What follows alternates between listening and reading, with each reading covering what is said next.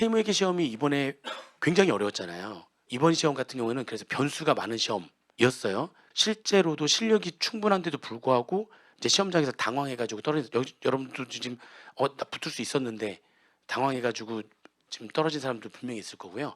실력이 조금 부족한 것 같은데 하는데 붙는 사람들도 있었고 이번에 약간 그러니까 변수가 좀 있는 그런 시험이었어요. 그래서 앞으로 시험이 어떻게 될 거냐 뭐 예상할 수 없죠.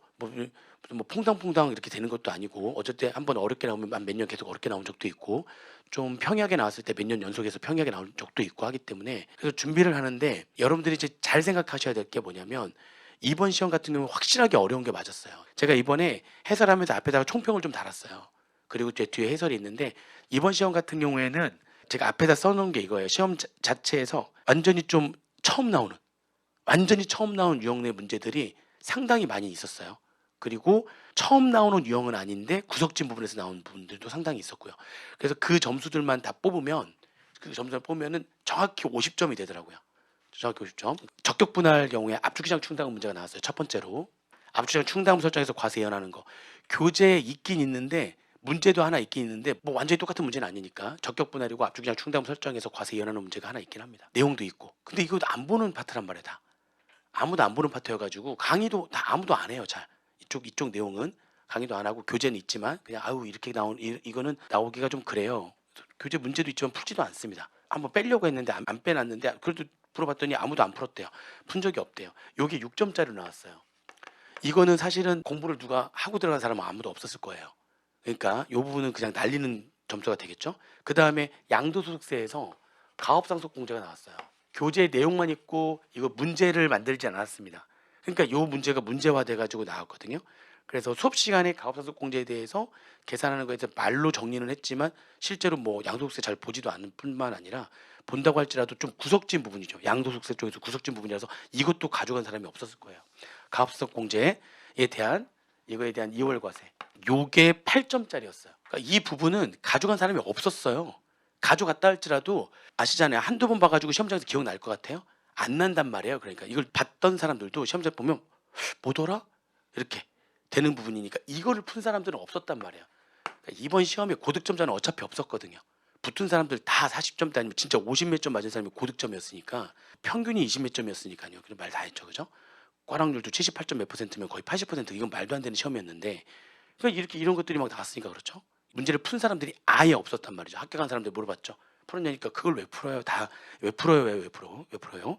이거는 아예 준비한 사람이 없었을 거고. 세 번째로는 법인세에서 수익 관련 환불 충당금 뭐 이런 충당금 해가지고 충당 관련된 문제들에 관련된 문제가 수익 관련된 문제, 수익 관련 문제 다 포함해가지고 7점 정도. 이 문제 7점 정도의 문제는 요거는 좀 막 완전히 뭐 모르는 내용은 아닌데 보면은 평소에 볼 수 없 처음 보는 유형의 문제. 유형 자체가 처음 보는 유형의 문제였기 때문에 아마도 건드리는 사람이 좀 많지 않았지 않았나 이런 생각이 듭니다. 그 다음에 의제배당을 포함해가지고 합병 차익을 자본 전입하는 의제배당 문제가 처음 나왔단 말이죠. 의제배당 첫 번째 유형의 의제배당과 그리고 첫 번째 유형의 의제배당 이후에 두 번째 유형의 의제배당까지 포함한 문제. 근데 이 첫 번째 유형의 의제배당은 또 합병 차익을 자본 전입하는 문제로 해가지고 문제가 또 출제가 됐기 때문에 처음 보는 유형이어가지고 유형이 이게 얘네들은 다 처음 보는 유형이었어요. 이게 또 15점짜리였단 말이죠. 이렇게 얘네들은 또 유형이 처음 보는 유형이에요. 그래도 합병 차익에 대한 합병을 공부해서 합병 차익에 대한 구분을 할 줄 알았다면 문제를 풀 수 있는데 합병을 또 그렇게 자세하게 또 보지 않으니까 그냥 이것도 어떻게 보면 좀 구석진 부분이라고 볼 수가 있죠. 응? 그래서 좀 더 어려웠을 거다. 그 다음에 불균등 증자 같은 경우에는 교재에도 있고 이게 2012년도에 회계사 기출 문제로 출제가 됐던 문제를 숫자만 바꿔가지고 그대로 나왔단 말이에요. 근데 회계사 기출 문제에서도 그때 그해 이게 가장 어려운 문제였는데 이렇게 어려운 거 많이 나오는데 거기다 얘까지 또 나왔던 거죠. 이게 12점짜리였는데 교재 그대로 있어요. 기출 문제가 그대로 있는데 그 기출 문제도 수업 시간에도 절반만 푼단 말이에요. 다 풀면 시간이 오래 걸린다. 이 시간에 다 풀 수 없는 거니 딱 여기 절반까지만 풀자 해가지고 푸는 그 문제인데 그 문제가 다 또 똑같이 출제가 됐어요. 시간 엄청 많이 걸리는 준비를 했다 할지라도 시간이 많이 걸리는 문제. 그게 또 12점짜리 나왔고요.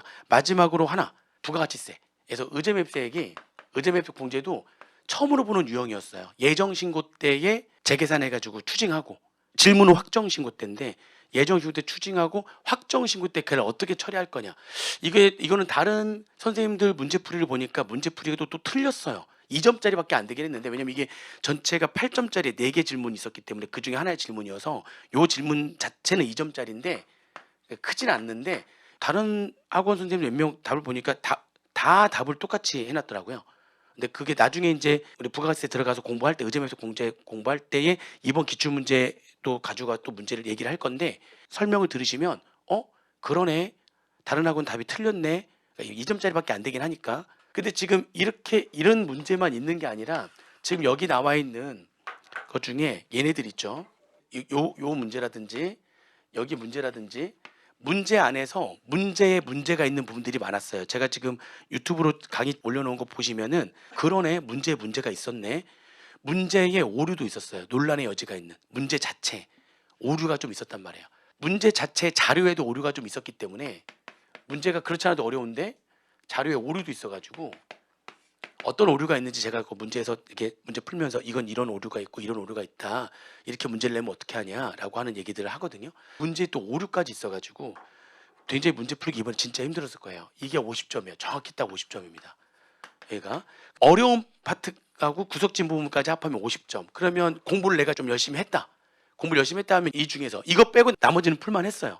근데 중요한 거는 이것 때문에 멘탈 나갔는데 나머지 문제를 풀 수가 없죠. 거기에다가 나머지 문제를 풀고 난 다음에 시간이 돼서 얘네들 좀 건드렸다? 그러면 건드릴 수는 있는 문제들이 있긴 있으니까 완전히 뭐 생판 모르는 건 아니니까 좀 건드렸다고 하더라도 10점에서 20점 정도? 그러니까 사실 문제를 풀 수 있는 게 60점에서 70점밖에 안 됐어요. 근데 이것도 지금 제가 이렇게 얘기하는 것도 멘탈을 유지한 상태에서는, 멘탈이 유지가 됐다면 60에서 70점을 풀었다는 얘기죠. 멘탈이 유지가 됐다면 나머지 50점은 풀만 했으니까 풀고 이 50점에서 10점에서 20점 정도 가져가는 거. 그래서 이번에 진짜 멘탈을 유지하고 시험을 제대로 본 사람이 요 정도 문제를 풀었단 말이에요. 이 정도 문제를 풀어서 여기에서 정답률을 70% 이상 정답률을 가져온 거죠. 풀었다고 다 맞는 건 아니니까 70%에서 80% 가져간 거죠. 그러니까 붙은 사람들 가지고 얘기하는 거예요. 붙은 사람들 같은 경우에 이게 40점대 초반 40원 2, 3점부터 잘 보면 55점 55점이면 완전 이번에 고득점이 된 거죠.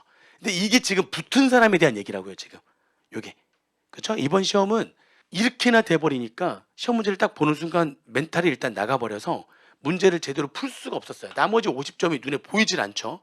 그러니까 이런 시험 문제를 앞으로 또 안 나온다는 보장이 없어요. 회계학 2부 같은 경우에 이번 시험 이런 느낌이에요. 그러니까 마음만 먹으면 이렇게 될 수 있다. 응? 마음만 먹으면 이렇게 될 수 있다. 왜 그러는 거죠? 그러니까 아무튼 중요한 거는 이런 시험임에도 불구하고 우리가 붙어야 되잖아요. 지금 그러니까 그러면 평상시에 난이도로 나오는 경우와 이렇게 나오는 경우 다 대비를 해야 되는데 문제가 있어요. 그러니까 이제 어떻게 되느냐, 사람들이 이렇게나 나와버리니 이제 공부를 구석진 부분이라든지 아니면은 평소에 안 봤던 부분들까지도 다 봐서 완전히 내 걸로 만들어야 됩니다 라고 얘기를 하는 강사들이 꽤 되더라고요. 그죠? 그럼 저는 진짜 그 강사들한테 얘기하고 싶어요. 본인이 공부할 때 그렇게 했는지, 본인이 공부할 때 진짜 하나도 빠뜨리지 않고, 아니 저는 강사니까 당연히 저는 다 준비를 해야죠. 아니 왜 본인이 준비해야 될 걸 학생들한테 얘기를 하는 거죠? 수험생들한테. 저는 다 준비를 해야 되는 거지만 실제로 수험생들이 이걸 어떻게 준비를 해야 될 것도 한두 개도 아니고, 수험생들은 아직 경험도 많지 않기 때문에 기존에 알고 있던 내용, 머리는 한계가, 사람은 머리가 한계가 있죠. 이게 머리가 그냥 계속 흡수할 수가 없어요. 들어오는 게 있으면 나갈 수밖에 없습니다.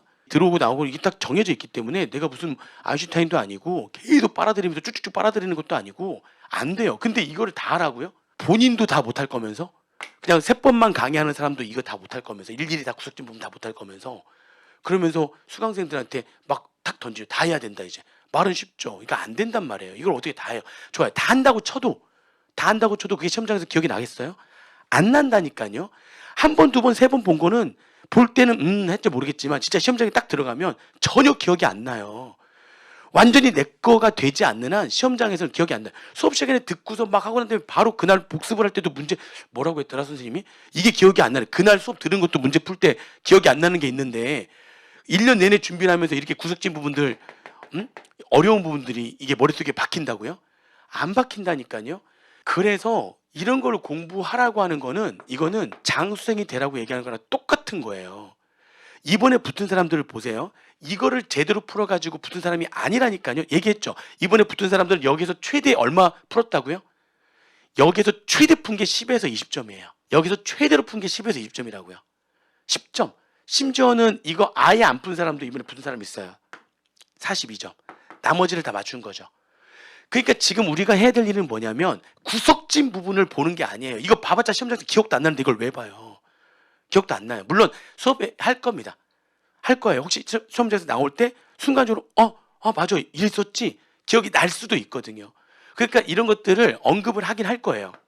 그리고 앞으로 우리가 모의고사 볼 때에도 1순환에서는 웬만하면 건드지 않겠지만 2순환과 3순환은 킬러 문항들이 들어갈 거예요. 이제 하나씩 하나씩. 이제 이런 식의 막 구석지고 평소에 잘 보지 않은 문제들 들어갈 거예요. 근데 그 들어가는 게 풀라고 들어가는 게 아니에요. 좀 이따 제가 얘기하겠지만 그걸 집어넣는 이유가 있어요. 풀으라고 하는 게 아닙니다. 근데 다 집어넣을 거예요. 실제 시험장에서 하고 똑같은 긴장감으로 문제를 풀어야 되고 걔네들을 풀지 말라고 문제를 내는 거예요. 걔를 빼고 나머지 문제를 풀으라고 문제를 내는 거라고요. 무슨 말인지 아시겠어요? 얘네들을 풀면 안 됩니다. 이번 시험에 딱 문제 들어가자마자 법인세가 딱 봤더니 법인세가 지금 다 난리죠. 지금 얘가 지금 이 중에서 이 법인세입니다. 지금 소득세하고 부가가치세는 하나 정도씩이 문제가 됐었고 법인세는 아니 지금 문제 물은 몇 개 되지도 않는데 그 중에 4개가 난리 점수만 보더라도 법인세가 난리 아니죠 지금. 50점짜리 중에서 지금 몇 점이에요 이게? 이거 하면 지금 벌써 34 거의 다 아냐? 근데 이 정도가 돼버리니까 아무리 내가 법인세가 자신 있다 할지라도 이번에 딱 보자마자 법인세를 먼저 풀면 당연히 안 되죠. 법인세를 먼저 딱 풀면서 멘탈 나가가지고 나중에 소득 부가가치세도 제대로 못 푸니까 다 과락 나온 거죠. 반대로 문제를 딱 봤을 때 어떻게 해야 되는 거냐? 이제 앞으로 우리는 저런 부분들에 대한 언급을 안 하겠다는 게 아니에요. 하겠지만 여러분들이 이거 중심으로 이런 구석진 부분을 중심으로 공부하는 게 아니라고요. 그냥 잘 듣고 그날 복습하고 끝내시면 돼요. 혹시나 머릿속에 남을 수 있어요. 그걸 가지고 2번, 3번, 4번 보지 말라고요. 왜냐하면 머리가 한계가 있기 때문에 이런 구석진 부분들이 머리에 들어가게 되면 기본적인 부분들은 날아가게 돼 있어요. 기본적인 부분들이 희미하다고요. 근데 실제로 시험장에 들어가면은 얘는 나오더라도 맞출 확률이 떨어져요. 내가 2번, 3번 봤다 할지라도. 근데 나머지 50점 있죠. 얘는 기본적인 부분이기 때문에 얘네들은 맞출 확률이 훨씬 높다고요. 우리가 지금 해야 될 거는 뭐냐면 얘에 대한 거 그리고 여기에서 어느 정도 문제를 좀 더 풀 거고 여기에서의 정답률을 확실하게 높일 거예요. 무조건 점수를 확보한다는 거죠. 여기서 점수를 최대한 확보하고 여기에서 어느 정도 점수를 득해서 시험에서 붙는 거로 가는 거죠. 이런 시험이 나오면 과락만 넘기면 합격이란 말이에요. 제가 이거 총평할 때 유튜브 총평할 때 이번 시험은 칼채점으로 회계학 2부가 과락만 넘기면 무조건 붙는 시험입니다. 이렇게 얘기를 했어요. 커트라인이 45점밖에 안 나왔잖아요. 과락만 넘기면 붙는 시험이었기 때문에 그런 거죠. 세법학 1, 2부가 평년보다 좀 쉽거나 뭐 평이하게 좀 출제가 된 부분이 있는데도 불구하고 커트라인은 45점밖에 안 됐잖아요. 과락을 맞았으니까. 과락만 넘기면 붙는 시험이었단 말이죠. 그러니까 이런 시험에서 어떻게 고득점이 나오냐고요. 이런 시험에서 어떻게 70점을 맞냐고요. 아니라니까요. 이런 시험은 명과락을 하면 붙는 시험이 되는 거예요. 명과락이면. 그러니까 여기에 정답률을 높이고 이거는 수업에서 얘기를 하겠지만 여기에 너무 힘을 싣는 게 아니라고요. 그냥 딱 듣고 복습 딱 하고 정리 한번 딱 하면 끝이에요. 나중에 한 번 정도 보시는 거예요. 막 깊이 있게 얘를 머리에 막 집어넣으려고 하지 마세요. 그냥 그 정도로 확실하게 딱 보고 딱 정리 한번 딱 하고 그냥 끝내세요. 나중에 시험장에서 혹시나 기억나면 풀 수 있게. 그 정도. 우리는 얘를 계속 보는 거예요. 얘를 계속 봐가지고 이거의 정답률을 높여야 붙는 겁니다. 이번 시험에서 80점 맞은 사람 아무도 없어요. 평상시에 시험에서는 회계학 2부에서 90점 맞은 사람도 있었어요. 평상시 시험에서는 이런 킬러 문항들이 안 나왔으니까 80점 이상 90점 이상 나왔습니다. 근데 이번 시험에 나왔다고? 안 나왔어요. 수석도 그렇게 안 나왔다고요. 55점이면 완전히 고득점인데요. 다 40점대 해가지고 이번에 붙은 거지. 그러면 우리가 해야 될 건 뭐냐면 쟤네들을 수업 시간에 하겠지만 너무 힘 실지 말자. 결국에는 뭐 하자는 거예요. 기본이에요. 기본이 진짜 중요합니다. 이거를 더 확실하게 하셔가지고 이거에 대한 정답률을 높여야 돼요. 이거를 더 확실하게 하자. 이게 첫 번째로 해야 될 일입니다. 첫 번째로 해야 될 거 기본을 더 확실하게 한다. 얘는 한번 듣고 복습하고 정리하고 끝. 아시겠죠? 이거를 막 여기에 너무 막 파고들 필요 없어요. 응? 그래서 이런 부분들 위주로 와서 너무 질문을 많이 하면 제가 뭐라고 할 거예요. 그 테마에 기본적인 거를 제가 한 3개 정도 물어볼 거예요. 근데 그걸 대답을 못하면 당장 이거 다 버리라고 할 거예요. 이것도 지금 대답을 못하면서 왜 이거를 지금 하고 앉아있느냐. 나는 지금 내공이 되지도 않는데 말도 안 되는 무공을 지금 습득하려고 하는 거죠. 그거는 선생님 누구한테 가르치려고 하는 사람들이 하는 일이라고요. 시험장에서 붙을 만한 사람은 그렇게 하면 안 된다고요. 할 게 세법 이것만 있는 게 아니잖아요. 또 다른 것들도 막 해야 되는데. 그죠? 이거 하나만 하는 사람, 그런 사람 강의하는 사람밖에 없잖아요. 이거 하나만 하는 사람, 그런 사람들이 하는 거라고요. 그걸 왜 여러분들이 안 합니까? 못해요. 못한다고요. 그래서 진짜 그런 질문들 너무 많이 갖고 오면 그 테마의 기본적인 내용 제가 2-3가지 물어봐서 대답을 얼버무리거나 제대로 못하면 오히려 혼날 거예요. 이거 왜 지금 무슨 짓을 하는 거냐. 이거 하셔라. 이게 더 중요하다. 그게 바로 체크리스트예요. 체크리스트를 확실하게 계속적으로 돌려서 전체 틀을 완전히 잡으셔야 돼요. 응? 그래서 이런 부분들이 중요한 게 아니라 이 부분의 정답률을 확실하게 높이겠다. 이게 목표인 거예요. 두 번째는 공부를 많이 했어요. 근데 이번에 실패한 사람들 중에 굉장히 많은 사람들은 시험장에서 안 풀어야 될 걸 푼 거죠. 무슨 얘기냐면 무조건 문제를 풀 때는 점수를 확보할 수 있는 것부터 풀어야 돼요. 그건 기본인데 우리는 그런 기본이 안 돼 있어요.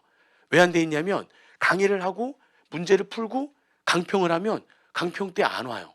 시험 보고 그동안 2순환이나 3순환 같은 경우에도 걔네들 이제 모의고사만 보니까 모의고사 보고 가요. 강평은 온라인으로 보겠대요. 그럼 나중에 그 다음 주에 와서 시험 보고 그때 이제 나눠주잖아요. 답을 나눠주면서 이제 이거 이제 봤냐 그러면 아직 못 봤대요. 뭐 하자는 거예요 지금? 왜 가요 그러면? 이게 지금 무슨 얘기를 하는 거냐면 문제를 풀잖아요. 제가 문제를 풀어드리면 여러분들이 그 답안지에 보면 순서대로 쫙 답이 돼 있죠. 근데 제가 문제 풀 때는 그렇게 안 푼단 말이에요. 예를 들면 부가가치세에 대한 문제를 푸는데 부가가치세 문제에서 과세표준하고 매출수액 물어보는 문제가 1번부터 7번까지 지금 이렇게 7개가 나왔고 그 항목별로 과세표준과 매출수액이 얼마냐 자료 이 보려대로 쫙 해서 문제를 풀게 돼 있는데 중간에 계산이 필요한 것들 아니면 좀 생각을 해야 되는 것들은 1번 바로 풀 수 있는 거 바로 집어넣고요. 2번 생각이 필요하면 여기 비워둡니다. 안 푼다고요. 3번도 이거 생각이 필요하거나 계산이 좀 필요한 것들은 비워둔다고요. 바로바로 눈에 보이는 것부터 답안 작성을 먼저 하고 가는 거죠. 이렇게 해서 점수 빨리 이게 다 뭐예요? 이게 다 점수를 확보하는 거란 말이죠. 그냥 순서대로 문제를 풀지 않아요. 문제를 풀면은 문제 풀면서 문제 풀이할 때 이렇게 푼단 말이에요. 이제 풀고 얘 꽃표시하고 넘어가요. 꽃표 1 넘어가고 이것도 계산해야 되는 거야? 꽃표 생각을 좀 해야 되는 거야. 꽃표 2 얘는 이거는 그냥 바로 갖고 오는 거야? 바로 갖고 들어오죠. 얘 바로 갖고 들어오죠. 이것도 계산해야 되는 거야? 그럼 꽃표 3 일단 넘긴단 말이에요 다. 그리고 점수를 확보할 수 있는 것부터 빨리빨리 확보를 한단 말이에요. 문제를 풀 때는 무조건 점수를 확보를 하고 그 다음에 계산이라든지 생각이 필요한 것들은 그때 집어넣어서 이제 계산을 해야 되는 거죠. 법인세도 그렇고 소득세도 그렇고 부가가치세도 그렇고 문제를 풀 때는 문제 푸는 순서가 있고 점수를 확보할 수 있는 방법이 있는데 이런 것들을 문제를 풀 때 저랑 같이 계속 문제를 풀어봐야 이런 것들도 느는데 그냥 시험지 가져가서 혼자만 답안지 보고 혼자만 푸는 거죠. 오케이 내용 정리됐어. 아니요. 노련미가 아직 없잖아요. 어떻게 문제를 풀어야 되는지 20년 동안 강의한 제가 노련한 방법으로 알려드리는데 그걸 안 본단 말이에요. 왜 안 보는 거죠? 깝깝해 죽겠는 거예요. 2순환하고 3순환 지금 1순환은 제가 그래서 오전에 시험 보자마자 못 가게 제가 막아놨죠. 점심 먹고 난 다음에 이게 또 뭔가 할 거니까 중간에 못 가겠죠. 그러니까 오전에 시험 보고 바로 강평하고 그 다음에 밥 먹고 온 다음에 이제 이걸 하게 하면 갈까봐 또 가지 말라고 그리고 계속 오늘 중요한 거 한다고 계속 얘기할 거예요. 중요하지 않을 수도 있는데 오늘 와 진짜 중요한 거 한다고 막 얘기해서 못 가게 할 거예요. 아무튼 그래서 이 강평을 들어야 돼요. 그게 미니 테스트는 문제가 짧게 들어가는 거니까 그렇게 큰 그게 없을 수 있어요. 제가 말 그대로 그냥 어떻게 보면은 그 내용의 숙지 이 내용이 어떤 내용이다라고 하는 걸 명확하게 아느냐 모르느냐 그런 문제 위주일 수 있어요. 근데 이제 그 법인세 전체 모의고사라든지 소부 전체 모의고사 이제 전체 실제 시험 양식으로 해가지고 전체 모의고사를 볼 때에는 그때는 가지 마시라고요. 제발 문제 풀이를 좀 보시라고요. 그러면 문제 풀이 할 때 이 사람이 어떻게 문제를 푸는지 그 문제 푸는 순서를 그대로 따라가면 엄청 도움이 된다니까요. 그런 것들 노하우를 여러분들한테 문제 풀면서 알려드리는 거예요. 그걸 다. 그러니까 이번에 동차로 붙은 친구가 있어요. 제가 2가지 케이스를 얘기해 볼게요. 이번에 동차로 붙은 친구 케이스가 둘이 있는데 첫 번째 케이스를 먼저 얘기한다면 예전에도 이런 케이스가 있어가지고 수업 시간에 한번 얘기한 적이 있었는데 동차인데 유예반 수업을 들은 거예요. 동차인데 유예반 수업을 들었어요. 이렇게 유예반 수업을 들어가지고 그냥 유예반 수업으로 따라가고 그 유예반 수업 중에 1차 보고 그 다음에 유예반 수업을 쭉 따라갔으니까 동차 준비가 미리미리 좀 돼 있었잖아요. 그래가지고 동차가 된 친구가 있어요. 이번에도 있어요. 이제 과거에도 한 번씩 나왔는데 이번에도 이런 친구가 있어요. 지금 이 수업도 그렇게 하려고 하는 사람들이 있어요. 근데 이거는 전제 조건이 하나 있어요. 세법을 좀 자신 있어 하거나 아니면 세법이 좀 재밌는 과목이라고 생각하는 사람들. 이런 사람들은 아직 1차가 안 됐지만 내가 어느 정도 실력이 되고 그리고 어느 정도 좀 재미있다고 느끼는 사람은 요 루트를 따라가도 돼요. 그렇게 해가지고 되는 사람도 있으니까. 근데 되잖아요. 둘 다 최근에 저랑 좀 친하게 지냈던 사람들이니까 둘 다 점수 괜찮았어요. 이번에 점수 괜찮았고 예전에 된 친구도 꽤 고득점으로 됐고 동차인데 살짝 된 게 아니라 근데 이건 아까 그런 전제 조건이 좀 깔려요. 좀 세법을 공부를 좀 미리 좀 했었고 세법을 재밌게 느끼는 사람. 난 세법을 잘할 수 있다. 열심히 할 수 있다. 이런 사람들은 요 태클을 타도 되고 그 요 동차한 사람 요 사람은 그냥 동차반 수업을 듣고 합격을 한 사람이 한 명 있어요. 요 사람 같은 경우에는 어떻게 했냐면 중간에 수업 시간에 빠지는 걸 못 봤어요. 그리고 심지어는 문제풀이 할 때도 빠지는 걸 못 봤어요. 동차반에서 진도벌 모의고사를 몇 번 봤거든요. 진도벌 모의고사를 보고 난 다음에 문제풀이 하면 동차반 때는 아무도 안 와요. 딱 갔는데 강의실 잘못 들어왔나? 그래서 다시 나갈 뻔했어. 보니까 그 강의실 맞는 거야. 다 어디 갔죠? 다 갔대요. 처음에는 좀 되더니 점점 빠지더니 마지막 진도벌 모의고사 볼 때에는 진짜 몇 명 안 남더라고요. 다 동영상 제공되니까 마음이 급하다고 그래서 다 집에 가서 본다고. 어떤 사람은 시험지만 그냥 가지고 가고 보지도 않고 시험을 그냥 보기만 하고 간 사람도 있고. 근데 그 친구는 남아서 끝까지 간평 다 들었다. 몇 명 안 되는 끝까지. 근데 그 친구가 말하는 게 뭐냐면 문제를 푸는데 이번 시험에 이렇게 문제가 딱 나오니까 점수를 확보해야 된다. 무조건 쉬운 것부터 이런 시험이 나올 수도 있으니까 이렇게 해서 무조건 풀 수 있는 거를 막 찾아내서 풀어야 된다. 그 생각만 하고 문제를 푼 거예요. 그래서 46점 맞았나 뭐 아무튼 뭐 고득점은 아니었지만 그래도 40대 중반 정도 맞아가지고 회계학 2부만 나머지 돼가지고 평균이 46점이 아니라 회계학 2부가 46점이 나와가지고 나머지 이제 해가지고 붙은 거죠. 사실 과락 넘겼으니까 봐야 돼요. 그러니까 문제 풀이하는 것도 동영상으로 보겠다고 해가지고 그냥 시험지 가지고 가면 안 보잖아요. 아직도 본인을 몰라요? 그걸 보겠다고요? 거짓말하지 마세요. 경험자 제 앞에서는 거짓말이잖아요. 저는 다 알고 있기 때문에 제가 그렇게 했기 때문에 2차를 4번이나 아무튼 그런 이제 꼭 그렇게까지 얘기를 해야 돼요. 저도 그렇게 막 엄청 열심히 막 이렇게 시행착오를 엄청 많이 겪고 또 성격 자체도 막 보시면 알겠지만 이게 막 이렇게 하는 사람이 아니었다고요. 그러다 보니까 2차도 많이 봤죠. 그러니까 어떻게 하면 위에서 떨어지는 걸 아는 사람이에요. 그래서 얘기를 하는 거라고요. 동차로 붙어버리거나 그냥 위에서 붙으면 그러면 자기는 이렇게 해야 된다고만 얘기하지 이렇게 하면 안 된다는 얘기를 못해요. 왜냐면 저는 찐으로 이렇게 하면 안 된다고 얘기할 수 있어요. 자랑이 아닌데 자랑이 돼버렸네. 근데 아무튼 그러면 안 돼요. 여러분들 도움이 되기 위해서 저는 제가 솔직히 강의하는데 2차 4번 봤습니다라는 얘기를 하고 싶겠어요? 근데 여러분들한테 그렇게 하면 안 된다는 얘기를 하고 싶어가지고 그래 쭉 얘기를 하는 거죠. 2차를 4번 보고 싶지 않죠. 그렇죠? 그러면 제발 그런 시행착오 겪지 마세요. 제가 겪었던 시행착오, 그리고 그러면 안 된다. 어떻게 해야 된다. 그리고 제발 제가 그동안 강의하면서 쌓아놨던 노하우를 제발 다 가져가셔라. 그러려면은 문제풀이하는 것까지 다 보셔야 된다. 왜 선택하냐? 본인이 나중에 하겠다? 그런 말 하지 말고요. 그래서 두 번째는 끝까지 모의고사 문제풀이하는 것까지 2순환 3순환까지 끝까지 문제풀이하는 거 다 보시고 제가 하는 문제풀이 순서까지도 그대로 여러분들이 카피해 가세요. 그래야 되는 거예요. 끝까지 남는다. 끝까지 카피하는 거예요. 여러분들은 그냥 무조건 끝까지 다 따라한다. 저 사람의 그 문제풀이 하는 것까지도 저 사람이 그 내용을 정리하는 것뿐만이 아니라 문제 푸는 방법, 순서 이런 것까지도 그대로 카피한다. 그렇게 생각을 하시고 쫓아오셔야 돼요. 굉장히 중요하니까 끝까지 한다. 세 번째는 이제 이게 다 연결되는 얘기긴 한데 저희 카페에 이번에 이제 유예에서 떨어진 분이 글을 남겼어요. 제 교재를 5번 보고 막 문제를 다 풀어보고 막 그렇게 했는데 교재에는 이런 킬러 문항들이 많지 않지 않았느냐. 그러다 보니까 내가 이번 시험에 이걸 어떻게 준비를 해야 되느냐. 이거를 이번 시험에 30대 초반으로 떨어졌다. 그렇게 얘기를 하는 거예요. 근데 그거는 다시 한번 얘기하지만 아무리 그러더라도 50점 그리고 공부를 진짜 그렇게 많이 했으면 여기에서 10점에서 20점 정도는 풀 수 있었어요. 전제가 깔리죠. 멘탈이 유지가 됐다면.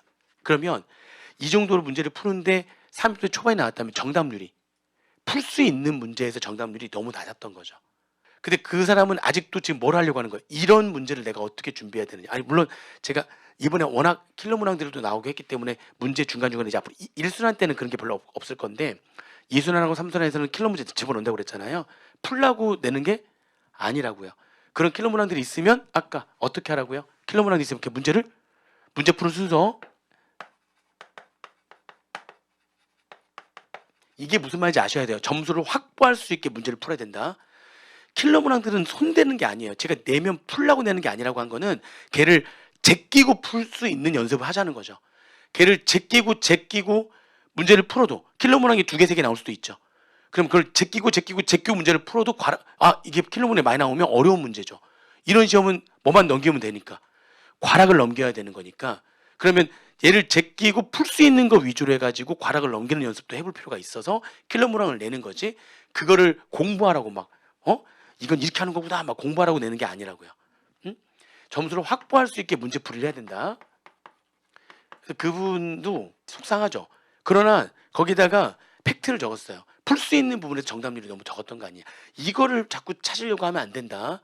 그러면 주와 임마 장수생이 되는 거죠. 그러니까 기본적인 내용은 자꾸 날아가고 이런 것들만 머리에 남아가지고 장수생 된다. 절대적으로 기본적인 부분이 부족했기 때문에 정답률이 떨어진 거다라고 얘기를 했는데, 그래서 전화번호를 비밀 댓글로 알려줬어요. 상담을 하려고. 근데 전화가 안 오는 거야. 전화를 지금 못 받았는데 혹시 이거 듣고 있으면 전화를 좀 해줬으면 좋겠어요. 왜냐면 얘기를 좀 하고 싶은 게 있어가지고. 아무튼 4번째인데 멘탈 관리예요. 멘탈 관리. 제가 아까 계속 가정을 깔았잖아요. 멘탈이 유지가 되는 경우에는 만약 그 사람이 실력이 없어서 50%밖에 못 맞는 게 아니라 멘탈이 나가가지고 50%밖에 못 맞았을 수도 있어요. 풀었던 문제 중에서 못 푼 거고, 푼 거 중에서도 정답률이 50%밖에 안 됐던 거는 멘탈이 나갔기 때문일 수 있습니다. 앞으로는 지금 우리 몇 개월 남은 거예요? 이제 8월 초던데 내년부터 다시 정상화되는 거 알고 계시죠? 원래가 4월 말에 시험 보고 8월 초에 시험 봤었거든요. 코로나 때문에 확 미뤄졌다가 조금 땡기더니 내년부터는 이제 완전 정상화돼서 1차도 4월 말에 보고 2차도 8월 초에 보고, 8월 초에 보면은 지금 몇 개월 남은 거예요. 그러니까 8개월 조금 넘게, 9개월이 채 안 남았죠. 얼마 안 남았네. 그 지금부터 2차만 하더라도 지금 8개월 조금 넘게 남았는데, 평소에 공부할 때 멘탈 관리, 이 멘탈 관리는 자기 자신에 대한 믿음, 이게 제일 커요. 그거보다 큰 게 없어요.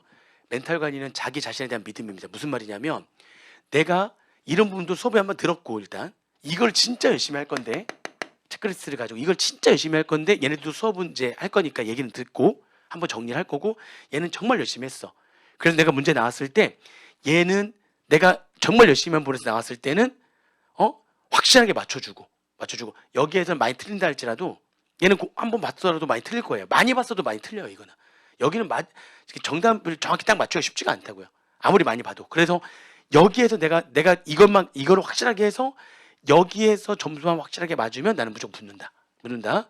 내가 이게 좀 부족하더라도 아니면 이걸 막 열심히 하면 안 된다니까요. 이게 좀 부족하더라도 대신 이걸 더 열심히 했으니까 내가 주어진 시간 안에 나는 얘를 더 반복 해가지고 이걸 확실하게 틀을 다 잡아놨기 때문에 내가 가져간 이 부분에서 문제 나왔을 때 정답률이 80%면 나는 무조건 붙는다. 그러니까 여기에서 절대로 틀리지 않는다. 절대로 틀리지 않는다고 마음 먹어야 80%의 정답률이 나오는 거거든요. 여기에서 절대로 틀리지 않으면 그러면 나는 무조건 붙는다. 이 믿음이 있어야 돼요. 멘탈 관리는 자기 자신에 대한 믿음이 있으면, 그러면 딴 생각을 하지 않습니다.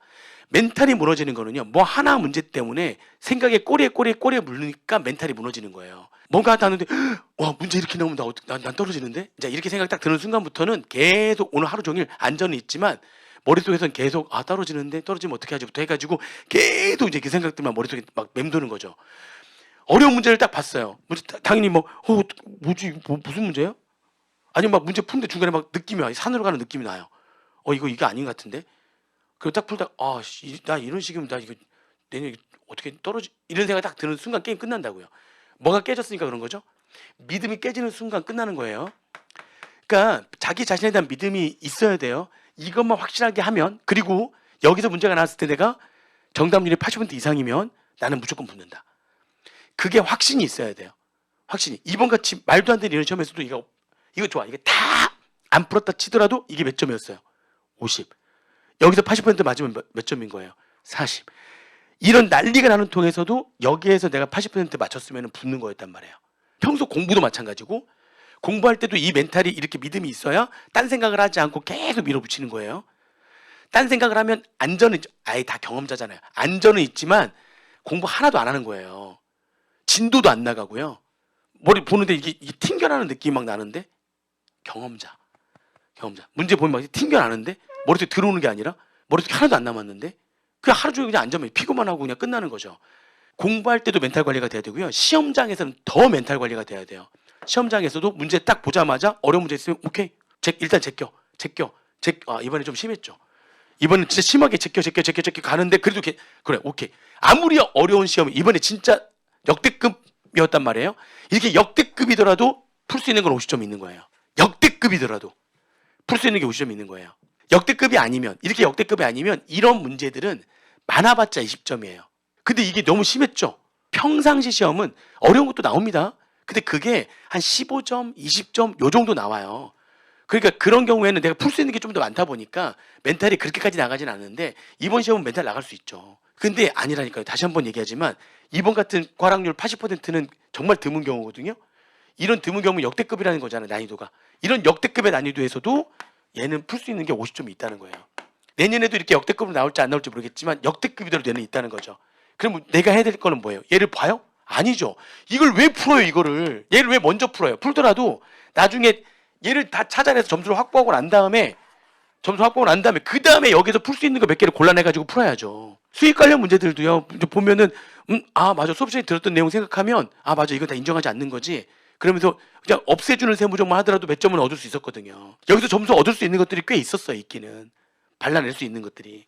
그러면 되죠. 그러니까 이런 역대급이더라도 얘가 있다는 거예요. 우리가 하는 거는 이걸 어떻게 맞출까? 역대급이 아니면 한 80점에서 85점 정도가 충분히 풀 수 있는 문제예요. 80에서 85점. 어차피 또 시간 제한이 있기 때문에 100% 다 못 풀거든요. 어차피 날릴 거 날리고 내가 풀 수 있는 거 평상시에는 요 정도 돼요. 그럼 딱 날릴 거 날리고 내가 풀 수 있는 거 최대한 풀면 시간 안에 딱 이렇게 푼단 말이죠. 공부 열심히 한 사람들은 여기에서 80% 맞아서 65점 이상 나와가지고 세무회계에서 65점 이상 나오면 고득점인데 그렇게 해서 붙는 거죠. 평상시에는. 내년에 어떻게 될지 알 수 없으니 멘탈이 절대로 깨지면 안 된다. 시험장에서도 마찬가지다. 시험장에도 문제 보세요. 어려운 문제 나오면 거기에서 반대로 기회다. 과락만 넘기면 붙는다. 생각이 전혀 할 필요가 있다니까. 이렇게 하면 안 된다니까요. 보고 막 어떻게 하지? 시험장에서 그런 생각 한순간 게임 끝나는 거예요. 딱 어떻게 하지 하는 순간 머리가 딱 그냥 굳는 거예요. 머리가 딱 굳으면 근육이 굳듯이 머리도 근육이 있을걸요. 그래서 여기가 딱 경직된단 말이에요. 경직되면 생각이 안 나요. 알고 있는 것도 생각이 안 나요. 어떻게 하지 이 생각만 나요. 어떻게 하지 이 생각만 나는 거지. 내가 머릿속에 들어가 있는 그 저장되어 있는 내용들이 꺼내지지가 않아요. 딱 경직돼 버리면. 근데 스스로가 경직을 시켜버렸잖아요. 그러니까 생각의 전환이 필요해요. 이렇게 막 나오면 오케이 이번은 과락만 넘기면 붙는다. 기회다. 그러면 뭐 해야 되죠? 얘를 찾자. 그래서 이거는 내가 절대로 들이지 않겠다. 막 1번, 2번 막 다 난리야. 오케이. 좀 불안하긴 한데 그래도 오케이. 뒤에 있어. 무조건 얼마가 있어. 진짜 역대급이라도 50점은 있어. 이거 찾아서 나는 이거 오케이 안 봐. 오케이. 안 봐. 이거 찾아서 여기에서 최대한 점수를 확보하는 거죠. 그러니까 이번 시험 같은 경우에 법인세를 먼저 풀었다? 그러면 망해요, 망. 법인세 먼저 풀었으면 그 순간 망이라고요. 그거는 아예 멘탈이 이미 끝났는데 건드리는 순간 끝나는 거예요. 그러니까 딱 보자마자 처음 보는 유형이다. 딱 보자마자 뭐 구석진 내용이다. 보자마자 어떻게 하죠? 일단 바로 넘기는 거죠. 바로 넘기는 거예요. 그렇게 해야 됩니다. 그러려면은 공부할 때도 멘탈 관리가 돼야 되고 모의고사 볼 때도 멘탈 관리가 돼야 되고 실제 시험에서도 멘탈 관리가 돼야 되고 지속적으로 멘탈 관리를 해야 됩니다. 8개월, 9개월이 채 안 남았어요. 그 정도만 멘탈 관리 하시면 돼요. 멘탈 관리 하시면 그러면은 무조건 붙습니다. 이것만 깨지지 않으면 마지막이에요. 마지막 체력 관리예요. 체력 관리. 체력이 진짜 중요해요. 체력이 약하면 마지막에 그냥 무너지는 거죠. 그러니까 잘 먹어야 되고요. 잘 자야 되고요. 몸 관리를 하셔야 됩니다. 일단 첫 번째는 잘 자야 된다는 거죠. 여러분들이 지금 8개월 좀 넘게 남은 시간 동안에 잠을 줄여가지고 공부할 생각 절대 하지 마세요. 여러분들이 진짜 필요한 거는 집중력이에요. 1시간을 공부하더라도 내가 여기다 쏟아 부어가지고 집중을 할 수 있느냐 없느냐. 제가 수업 시간에 한번 얘기한 적이 있는데 집중하기 위한 가장 좋은 방법은 단기간 계획을 잡으면 집중이 좀 잘 된다고 했죠. 내가 오늘 공부한 거 복습해야지라고 그냥 딱 앉아서 들어가는 게 아니라 딱 복습을 하려고 하더라도 오늘 공부한 내용이 있고 그리고 오늘 문제 풀이한 게 있고 추가로 내가 문제 풀 게 있고 이 3가지가 있다면 딱 앉았을 때 오케이 지금부터 1시간 반 동안 오늘 수업 내용 정리 일단 먼저 낸다 시작하고 1시간 반 동안 집중해서 내용 정리만 쫙 끝내는 거죠. 1시간 반 안에 무조건 끝내려고 노력하다 보면 돼요. 수험생들 중에서 얘기할 때 너무 복습할 시간이 없어요 라고 얘기하는 사람들, 그런 사람들한테는 집중력을 더 가지라고 얘기를 계속 합니다. 물론 시간이 짧긴 짧은데 시간이 짧으면 짧을수록 시간을 딱 정해놓고서 이때부터 이때까지 여기서부터 여기까지 끝내겠다라고 마음을 먹고 들어가면 그게 된다니까요. 계속 그렇게 하면 그렇게 돼요. 그만큼 집중을 막 더 하기 때문에 다른 생각 완전 차단하고 이것만 하니까 그게 충분히 가능해. 그리고 딱 끝났어. 잠깐 쉬었다가 바로 들어와서 자 오늘 수업 시간에 문제 푼 거 6문제니까 오케이. 한 문제당 이건 7분, 8분, 10분 오케이. 그러면 6문제를 50분에 풀겠어. 시작 딱 하고 50분에 막 풀려고 해야죠. 그러면은 빨리빨리 자료 보고 제낄 거 제끼고 막 일단 만약에 다 못 풀겠으면 어떻게 해야 돼요? 그 6문제에서도 어떻게 해야 돼요? 그 6문제 안에서도 점수를 확보할 수 있는 문제를 푸는 연습을 계속 하시라고요. 그게 연습이 되는 거예요. 내가 50분 동안 6문제를 풀려고 했는데 50분 동안 문제 푸는데 당연히 어떻게 풀어야지 되는 겁니까? 그 중에서도 순서대로요. 오늘 문제 푸는 게 지금 11번부터 16번까지 푸는데 그냥 순서대로 푸는 거 이렇게 풀지 말라고요. 그러니까 그 6문제를 푸는 것도 딱 보면서 오케이 11번 오케이 일단 제끼고 11번 좀 시간 걸리겠는데 제끼고 오케이 12번 충분히 풀 수 있어. 먼저 풀고 13번 풀 수 있어. 14 제끼고 일단 이거를 평상시에도 계속 그런 연습을 하라고요. 그러니까 그러려면은 문제 풀 때 시간을 본인이 정하시고 하셔야 돼요. 그게 안 되고 그냥 자 풀어볼까 계속 이렇게 하니까 이게 연습이 안 되잖아요. 지금 평상시에 계속 그런 연습을 하셔야 된다고요. 그리고 난 다음에 끝냈어. 그러면 50분 동안 내가 결국에는 4문제 풀고 2문제는 간신히 건드렸어. 그냥 몇 개만 그렇게 해서 일단 그런 연습을 끝내고 시간이 좀 부족했구나. 그러면 한 20분 동안 못 푼 거 다시 한번 풀자. 그리고 이제 다시 들어가는 거죠. 문제 풀고. 그런 연습이 계속 필요해. 평소에 연습할 때. 그리고 제가 안 풀어드린 문제들도 여러분들이 몇 개 풀어봐야 되겠다. 이제 유의생이니까 문제 수업 시간에 푼 거 말고도 나머지도 풀어봐야겠다. 그게 5개네? 똑같아요. 시간을 딱 정해놓고서 언제부터 언제까지 푼다. 시작하면 순서대로 푸는 게 아니라고요. 아시겠어요? 거기 안에서도 똑같이 계속 하루에도 몇 번씩 연습을 하는 거죠. 내용 정리는 최대한 언제까지 끝내겠다고 집중해서 계속 하다 보면 조금 오버가 될지 모르겠지만 그 시간에 어떻게든지 끝을 내게 됩니다. 그리고 문제풀이는 못 풀 수 있죠. 근데 어떻게? 요렇게 평상시에 그냥 본인이 문제 풀 때에도 계속 그렇게 연습을 하는 거예요. 그래야 모의고사 풀 때도 자연스럽게 하게 돼요. 자연스럽게. 그런 연습들을 계속 하는 거죠. 그러려면 잠을 충분히 주무셔야 돼요. 수면 시간. 그러니까 막 시간만 길게 끈다고 되는 게 아니에요. 집중해서 팍팍 해가지고 잠을 충분히 주무셔야 돼요. 4시간, 5시간 자가지고는 안 돼요. 그렇게 해가지고는 우리는 이 머리가 맑은 상태에서 봐야 집중이 중요하다고 했는데 집중이 안 된다니까요. 잠을 안 잤는데 어떻게 집중이 됩니까?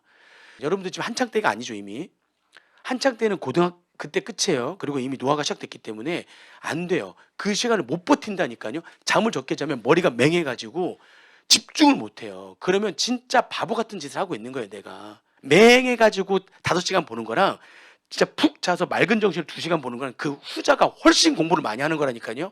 시간이 중요한 게 아니라니까요. 고등학교 때는 체력이 되니까 3, 4시간씩 자면서도 보면 되지. 그때는 남자 같은 경우에는 고등학교 때 체력이 그때 뭐 장난 아닌데 그러니까 그때 되죠. 지금은 안 돼요. 머리가 무조건 맑아야 됩니다. 그러니까 이게 진짜 필요한 거예요. 평상시에 체력이 되는 사람들, 사람마다 좀 달라요. 5시간만 자도 충분한 사람이 있고요. 6시간 자면 또 충분한 사람이 있고요. 그러니까 저는 좀 체력이 되기 때문에 저는 5시간씩만 자더라도 저는 좀 충분해요. 그거보다 적게 자면 좀 힘들어요. 근데 5시간씩 잤을 때는 그냥 집중력을 유지하면서 갈 수 있어요. 근데 그 사람마다 달라요. 체력이 되는 사람이 그게 가능한 거예요. 체력이 안 되는 사람들은 6시간, 7시간, 8시간까지 자야 돼요. 9시간 아니에요. 9시간 아니에요. 8시간까지예요. 9시간부터는 그건 체력이 안 되는 게 아니라 그건 좀 약간 기면증 뭐 그런 거 있잖아요. 뭐 아무튼 그건 약간 그 병이에요, 병. 9시 8시간 넘어가는데 잠을 이렇게 10시간 잔다 뭐 그거는 아닙니다. 그거는 좀 뭔가 몸에 문제가 있는 거예요. 8시간까지. 8시간까지 본인에 맞춰서 내가 5시간 자보니까 좀 그 다음 날 좀 집중이 안 돼. 그럼 6시간 자야 돼요. 6시간 자보니까 다음 날 그래도 안 돼. 그럼 7시간 자야 되고요. 그래서 7시간 괜찮습니다. 사람에 따라서 5시간 잘 수도 있지만 이거는 안 되는데 억지로 5시간 자면 안 돼요. 집중을 못 하는데 5시간 자면서 끝까지 버티면 그러면 몸도 망가지고요. 마지막에 쓰러집니다. 마지막에 쓰러집니다. 절대 안 돼요. 잠을 충분히 주무시고 최대한 집중을 내가 더 해야 되겠다. 그리고 식사는 절대 뭐 살찐다 뭐 이거 생각하지 마시고 식사는 거르시면 안 돼요. 조금씩이라도 식사는 무조건 거르시면 안 돼요. 아침, 점심, 저녁 무조건 아침이라도 편의점에서 뭐라도 잠깐 먹더라도 아침, 점심, 저녁 거르시면 안 됩니다. 식사, 응? 식사는 거르시면 안 돼요. 야식은 걸러도 돼요. 야식은 몸에만 안 좋은 게 아니라 야식은 술 곁들이잖아요. 안 돼요. 8개월 동안만 술 끊어도 돼. 진짜 먹고 싶으면 토요일 날 밤에 한두 잔 하는 거 요건 오케이. 저도 술 엄청 좋아했기 때문에 저도 술을 끊을 수는 없었어요. 그래도 주말에만 먹었어요. 토요일만 먹었어요. 토요일만 먹고 한 2달인가 6주인가 남았을 때 그때는 아예 6주부터인가는 아예 안 먹었고요. 그러니까 저 술 엄청 좋아하거든요. 지금은 아닌데 지금은 그냥 있으면 먹고 뭐 없으면 먹고 뭐 그런데 아무튼 근데 식사는 야식은 좀 피하고요. 대신 아침, 점심, 저녁은 꼭 챙겨 드시고 술 난 진짜 좋아한다. 그걸 막 억지로 끊으면 막 손이 막 떨리기도 하고 막 이러니까 일주일에 한 번 정도 주말에 그래도 과음 절대 하지 말고 아무리 내가 술을 많이 먹는 사람이라 할지라도 소주 한 병을 넘어가면 안 되고 맥주 샷이 넘어가면 안 돼. 진짜 많이 먹는 사람이라 할지라도 그래서 주말에 한 번 정도 살짝 그것도 한 6주 남겨놓고는 끊어야 되고 마지막에는 정신도 맑아야 되기 때문에 그리고 운동은 계속 얘기하지만 운동 막 별도 시간 돼서 운동하면 더 좋고요. 아침 요가도 괜찮고 아니면은 계단 오르기 내리기도 하시라고 했잖아요. 하셔야 됩니다.